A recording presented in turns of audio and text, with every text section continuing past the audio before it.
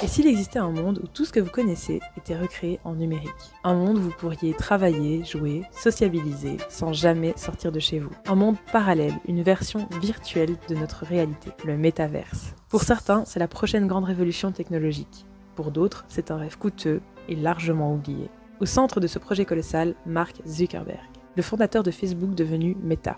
Il a mis des dizaines de milliards de dollars, remodelé son entreprise et promis que le métaverse allait changer la façon dont nous vivons. Mais aujourd'hui, ce projet est souvent moqué, critiqué, voire ignoré. Alors, est-ce un échec total ou le futur caché pour lequel nous ne sommes pas encore prêts? Dans cette vidéo, nous plongeons dans l'univers du métaverse. Ambition, technologie, obstacles et la vision de Zuckerberg pour un monde numérique parallèle. Mark Zuckerberg, c'est l'histoire d'un prodige de Harvard devenu milliardaire avant 25 ans. Facebook a commencé dans sa chambre universitaire, puis a explosé pour devenir le réseau social dominant de la planète. Mais Zuckerberg ne s'est pas arrêté là. En 2021, il rebaptise Facebook Meta et annonce la mission de sa vie: construire un métaverse. Son ambition est de créer un monde numérique parallèle où tout ce que nous faisons dans la vraie vie réelle pourrait exister, mais virtuellement. Le métaverse, c'est un concept assez simple en théorie, mais plus compliqué en pratique. Imaginez un monde persistant qui continue d'exister même quand vous vous déconnectez.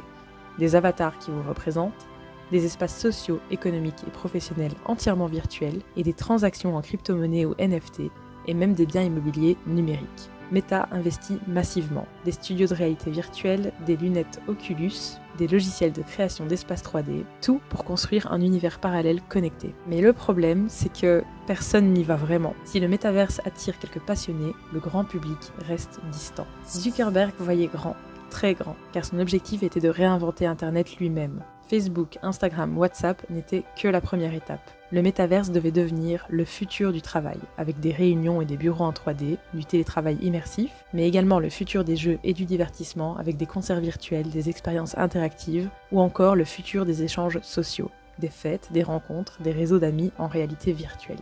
Mais construire ce monde coûte une fortune. Des milliards sont dépensés chaque année, mais l'adoption reste très lente. Créer le métaverse, ce n'est pas juste créer une application ou un monde de jeux vidéo. C'est un problème technologique colossal.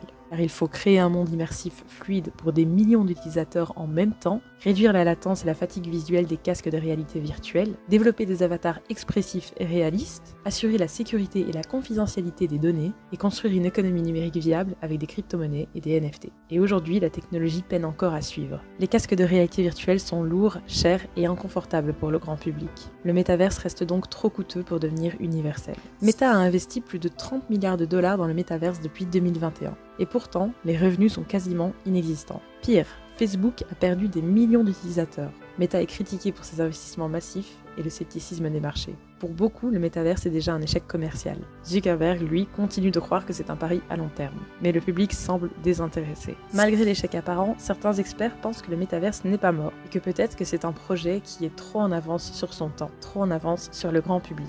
Zuckerberg imagine un monde où nous travaillerons totalement en réalité virtuelle. Nous vivrons des expériences sociales impossibles dans le monde réel, et nous aurons une économie entièrement numérique avec des biens virtuels et des professions de réalité virtuelle. Le métaverse pourrait donc être la prochaine étape après Internet, mais l'humanité ne serait pas prête.